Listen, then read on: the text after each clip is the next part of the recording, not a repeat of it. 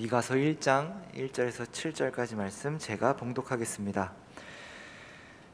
유다의 왕들 요담과 아하스와 히스기야 시대에 모레셋 사람 미가에게 임한 여호와의 말씀 곧 사마리아와 예루살렘에 관한 묵시라.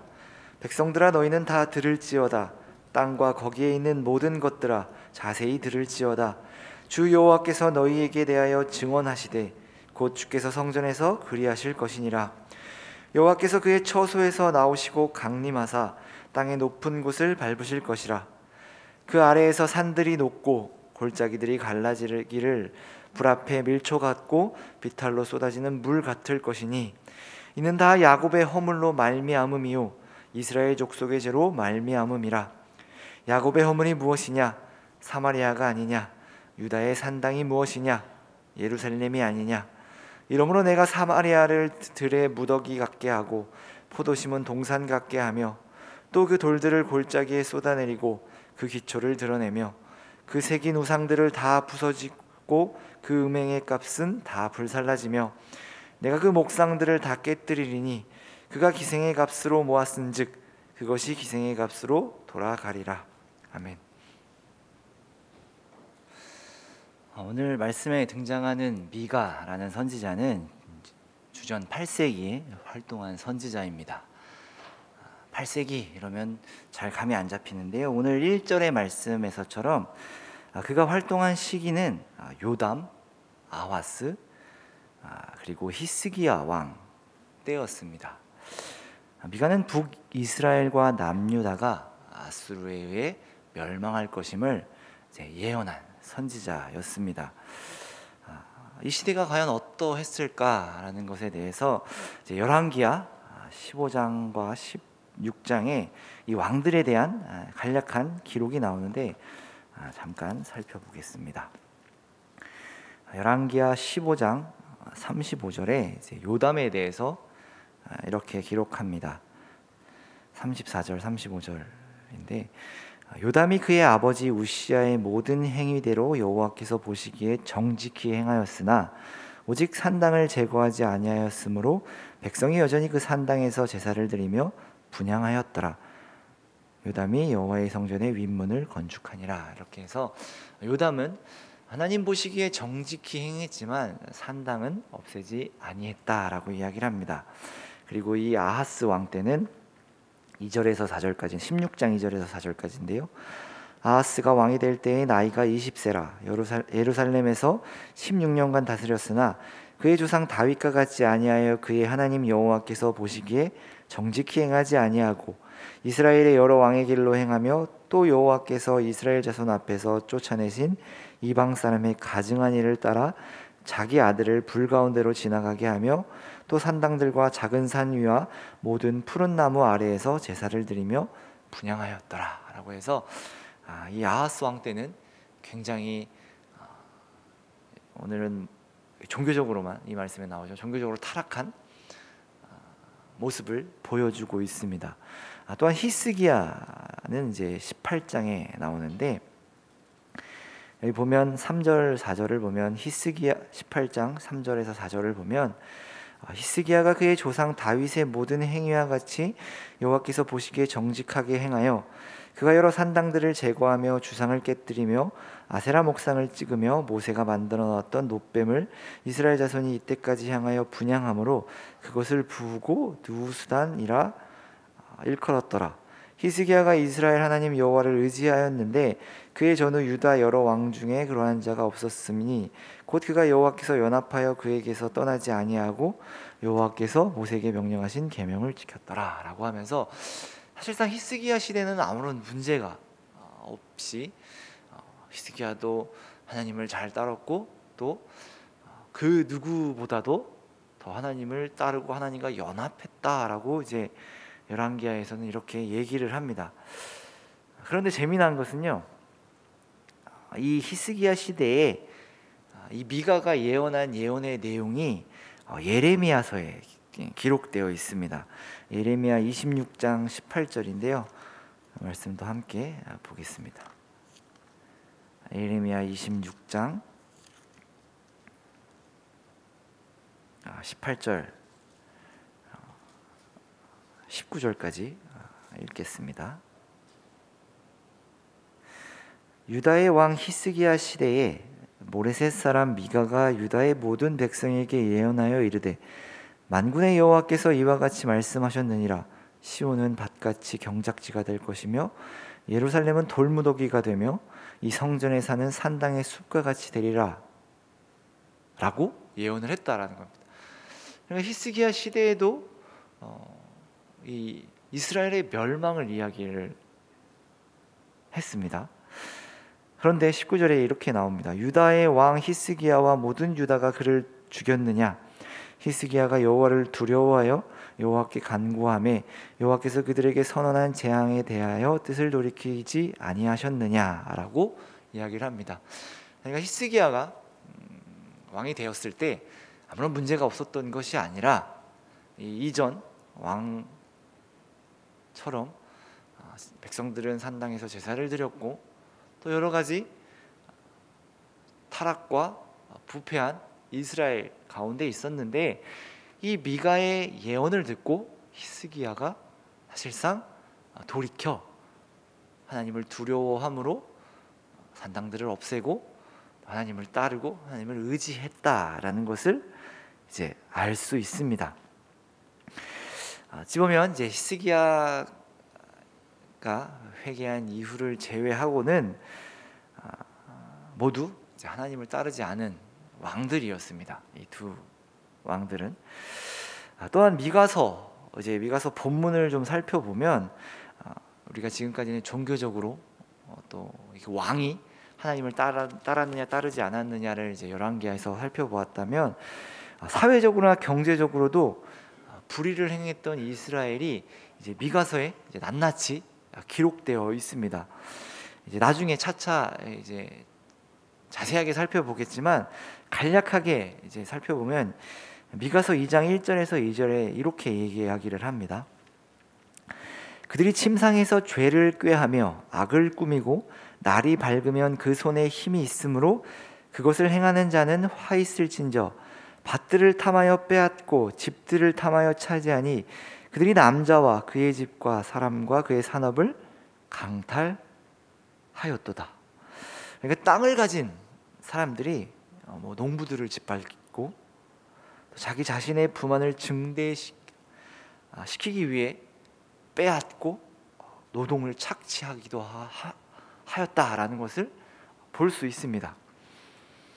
또한 2장 9절에 보면 이렇게 또 이야기를 합니다. 내 백성의 부녀들을 그들의 즐거운 집에서 쫓아내고 그들의 어린 자녀에게서 나의 영광을 영원히 빼앗는도다라고 이야기를 합니다.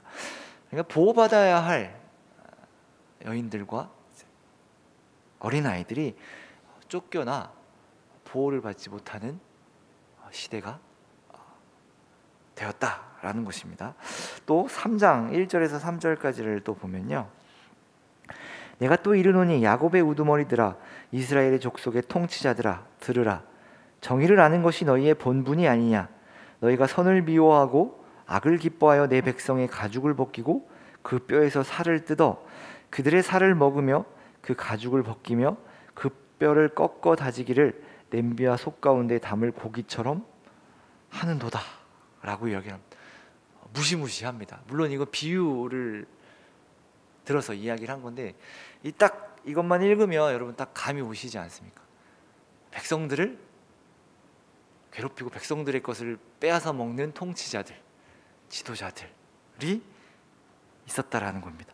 정치적으로 통치자들은 정의롭게 나라를 다스리지 않고 이제 다스리는 자들을 백성들을 파멸시키고 망하게 하는 자들이었다라는 것을 알 수 있습니다.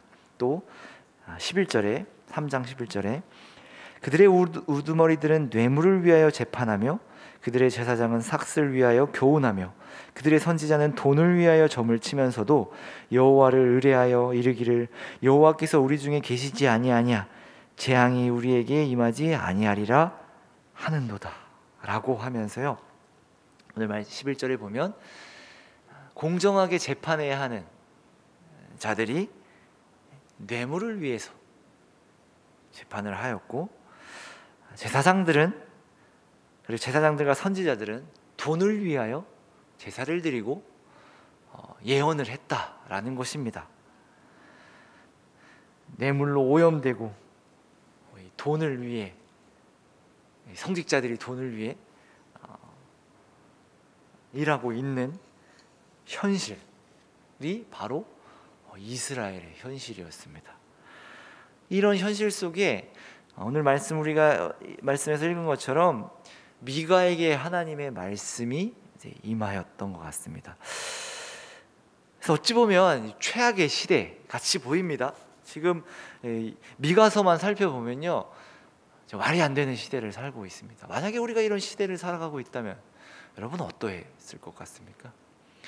종교적으로나 정치적으로나 사회적으로나 말이 안 되는, 너무나도 힘든, 사실상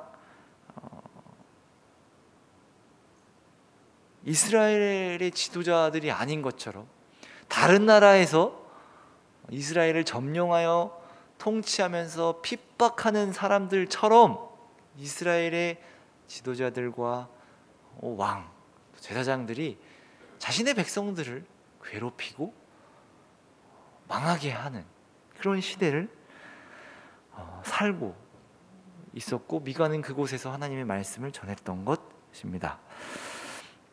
특별히 오늘 우리가 읽은 말씀은요, 미가가 이스라엘을 고발하는 장면처럼 나옵니다. 먼저 미가는 이제 2절에서 3절의 말씀을 보면, 백성들아 너희는 다 들을지어다. 땅과 거기 있는 모든 것들아 자세히 들을지어다. 주 여호와께서 너희에게 대하여 증언하시되 곧 주께서 성전에서 그리하실 것이니라 라고 하며, 하나님께서 너희 이스라엘에게 증언하실 게 있다. 너희에 대하여 너희의 죄를 고발하고 또 너희에게 심판과 형벌을 내릴 것임을 이제 미가는 이야기를 하고 있습니다. 3절이 바로 그 말씀인데, 여호와께서 그의 처소에서 나오시고 강림하사 땅의 높은 곳을 밟으실 것이니라. 여기서 땅의 높은 것은요, 산 위에 있는 산당들을 의미한다라고 이야기를 합니다.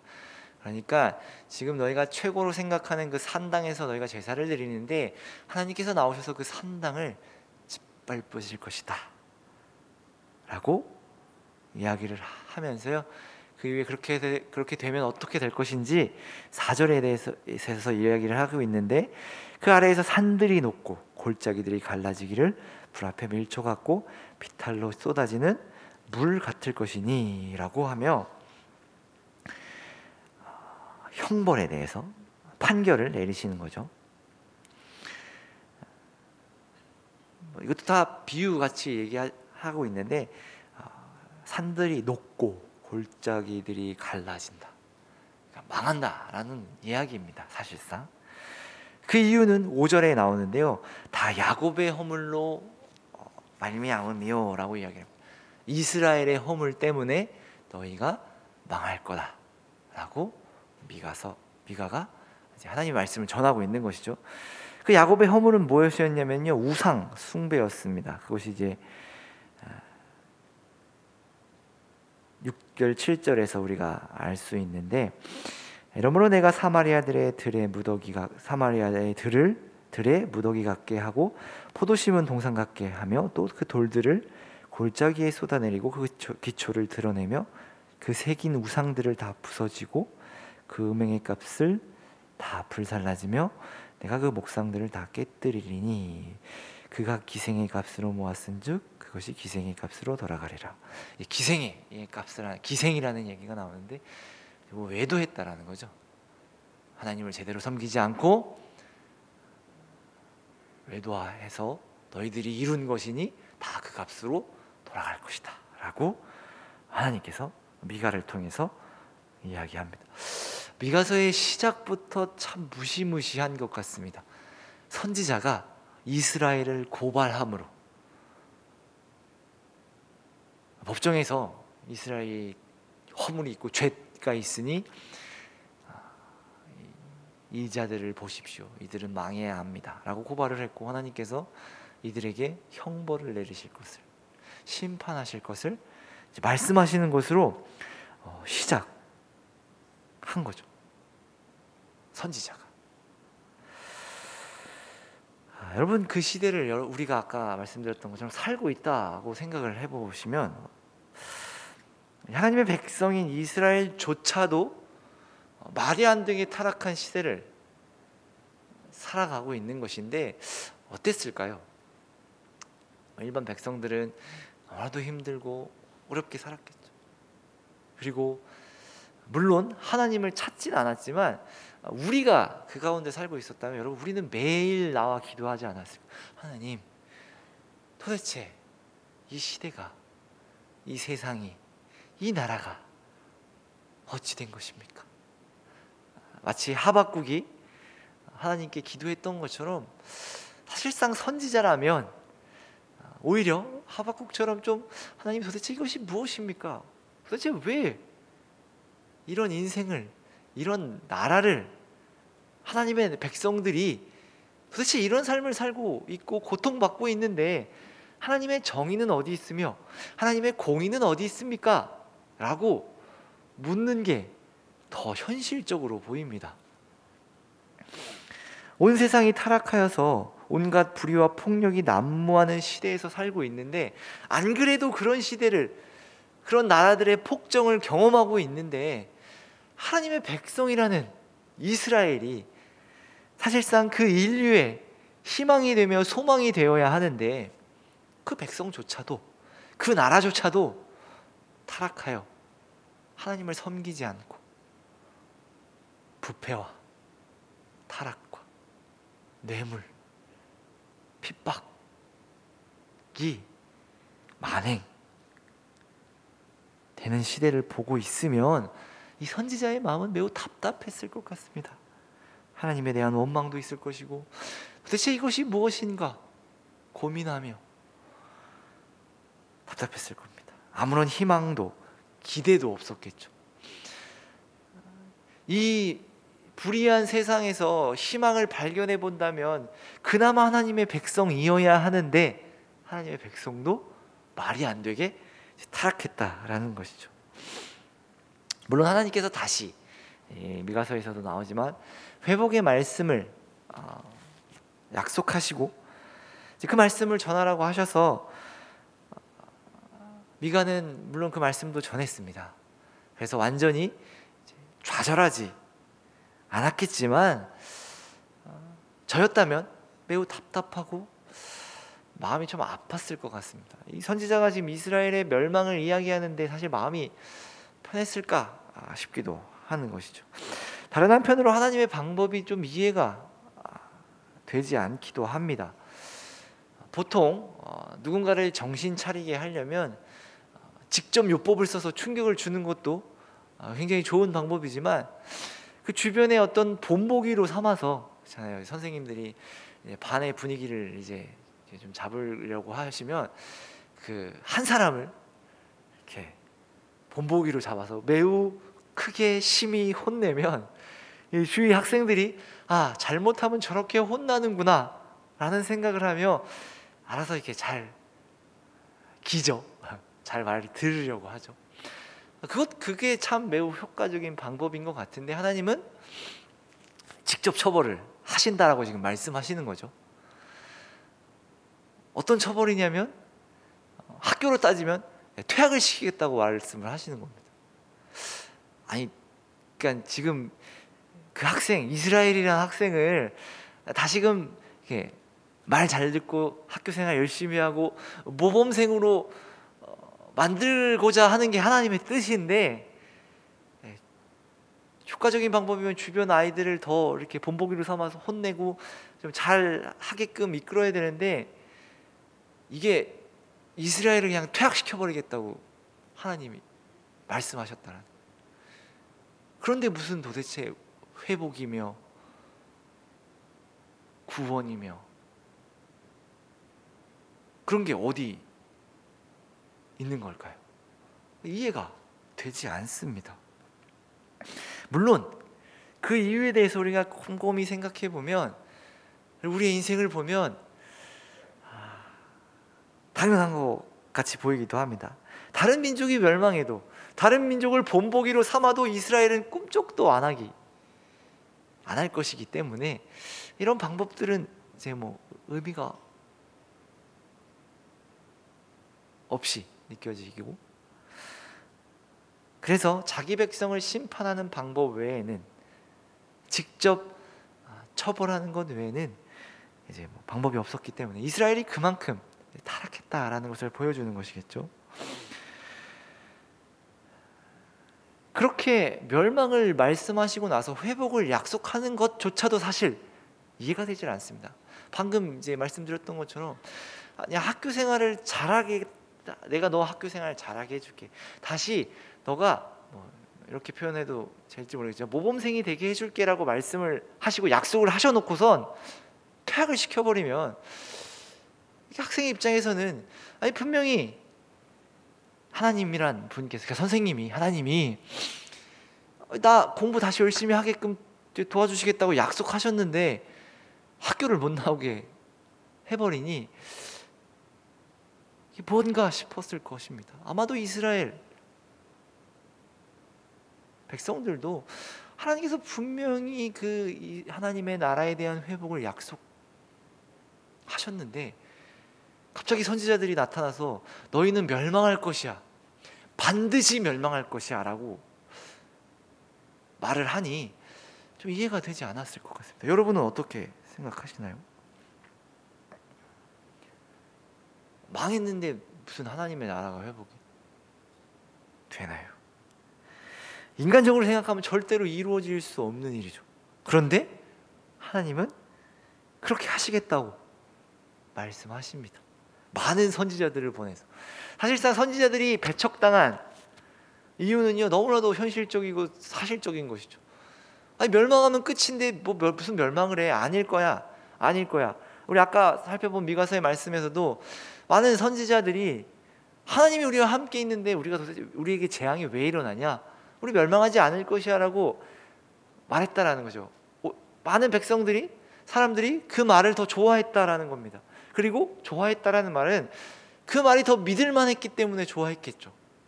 멸망이라니 말이 안 돼. 설마. 아니, 우리 회복시키신다며. 그 솔로몬의 때와 같이, 다윗의 때와 같이 회복시키신다며. 우리 망하면 안 되잖아. 너네가 오히려 거짓 선지자들이지 라고 하며 성경에 나오는 선지자들을 배척한 것이죠. 그 외 몇몇은 그 말을 듣고 하나님께 돌아왔다라는 것을 우리가 히스기야의 경우 확인할 수 있습니다. 사실 잘 생각해 보면요, 하나님께서도 우리를 이렇게 구원하셨죠. 죽음으로 생명을, 십자가에서 죽으시고 부활하심으로 우리를 구원하셨습니다. 말이 안 되는 것이죠. 우리를 살리시려면 더 앞장서서, 예수님께서 더 앞장서서 살아내시고 살으셔서 우리를 구원하셔야 되는데 죽어서 우리를 구원했다라는 것을 사실 말이 안 되죠. 그런데 하나님의 방법은 그렇습니다. 이런 표현을 씁니다. 그래서 어떤 표현을 쓰냐면 구원은 재창조이다라는 말도 씁니다. 여러 가지 의미가 있겠지만 영에서 새로운 생명을 창조하시고, 바꿔 말하면 이런 말도 됩니다. 우리는 고쳐 쓸 수 없는 상태이기 때문에 하나님께서 새롭게 우리를 창조하셨다라고 말하는 거죠.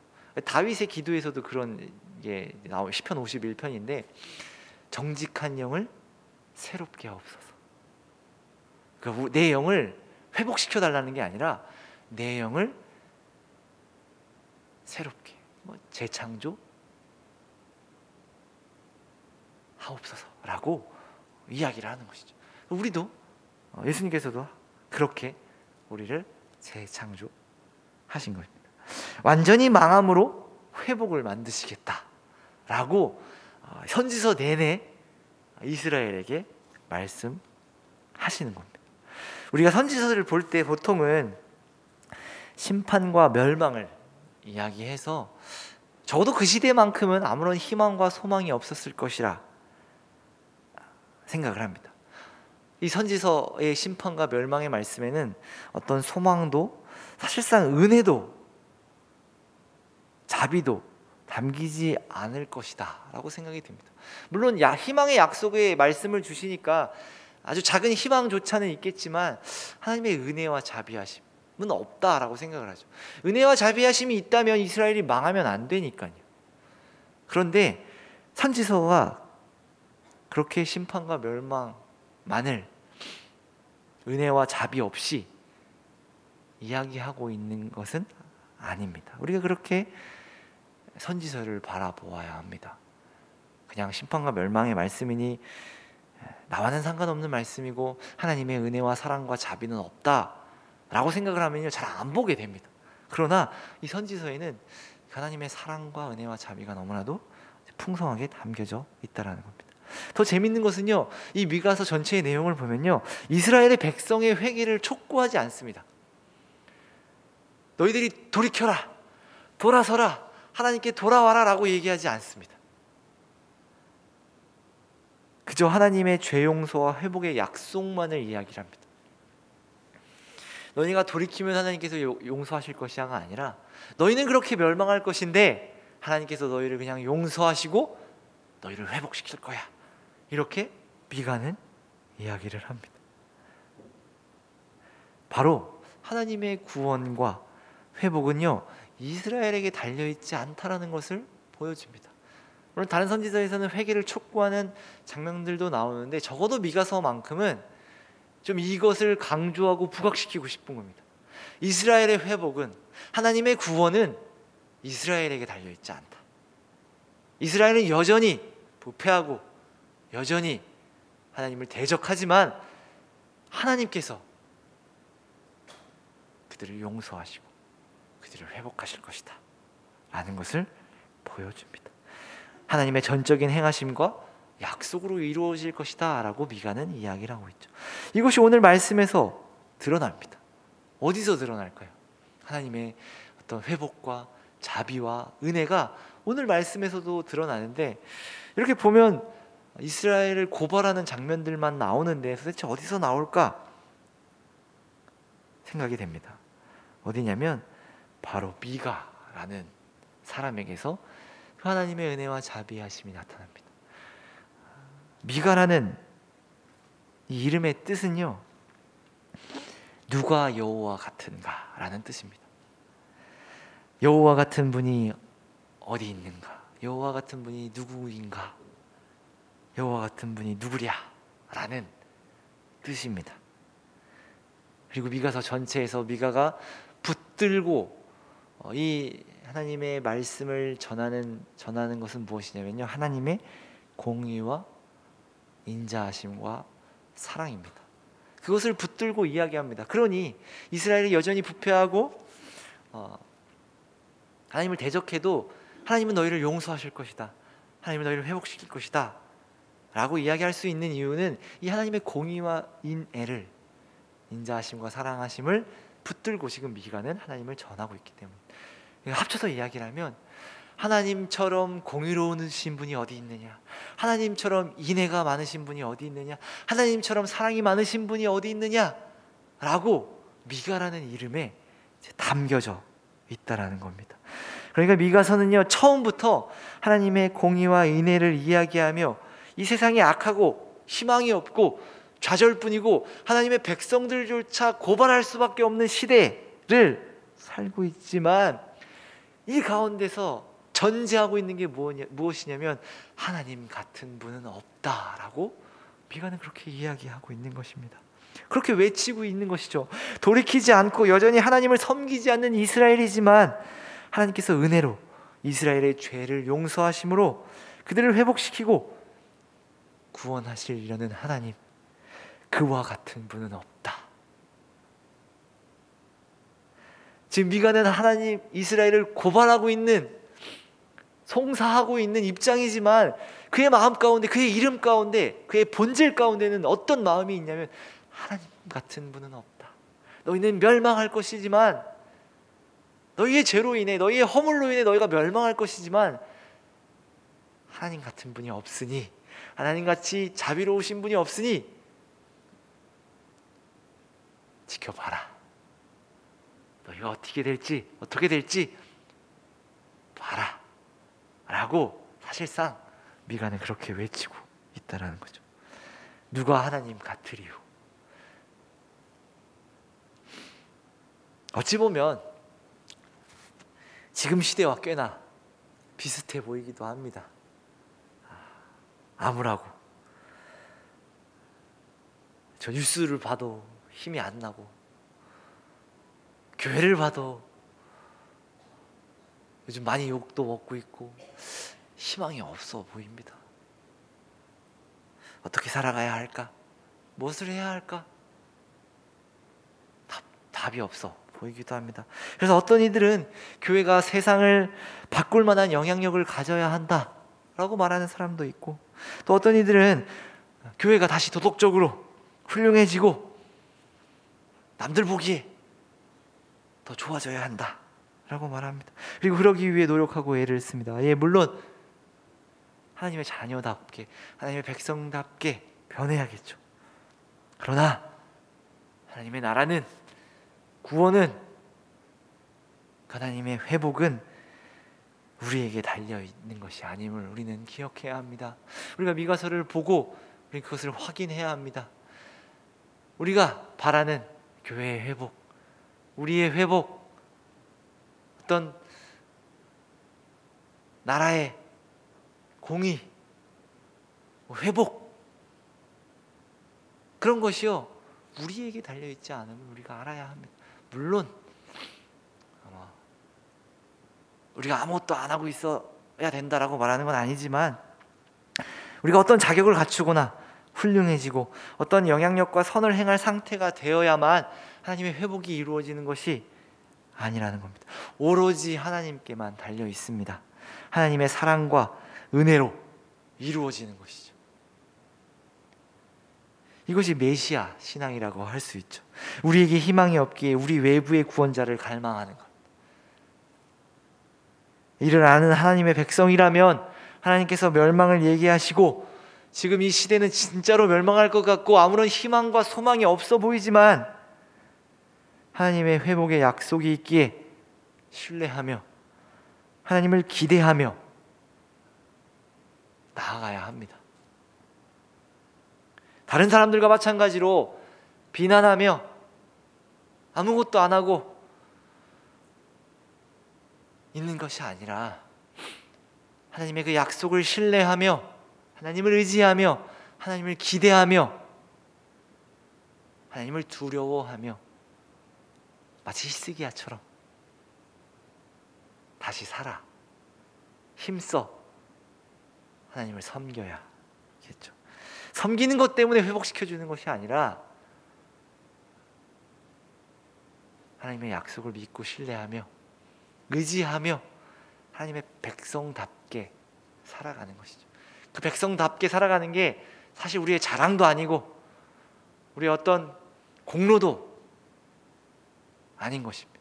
당연히 그냥 우리의 원래의 자리로 돌아가는 것이기에 우리는 하나님을 더 의지하며 바라보며 살아가야 한다는 것이죠. 다른 선지자들은 돈을 위해 나라가 멸망하지 않을 것이라고 안심하라고 했지만 미가와 다른 선지자들은 멸망을 이야기했죠. 왜냐하면 하나님 같은 분은 없기 때문입니다. 그런 하나님을 신뢰하며 믿고 의지하며 기대하고 있기에 이스라엘의 멸망을 이야기할 수 있었던 것입니다. 모든 것이 하나님께 달려있기에. 그래서 미가와 같이 우리도 우리의 인생 속에서 하나님을 의지하며 하나님의 사랑과 은혜를 신뢰하며 여호와 같은 분은 누구랴, 하나님 같은 분은 없다 라는 것을 외치며 살아가는 인생이 되어야 합니다. 우리의 인생이 이를 증거하며 외치는 자리여야 합니다. 하나님 같은 분은 없다.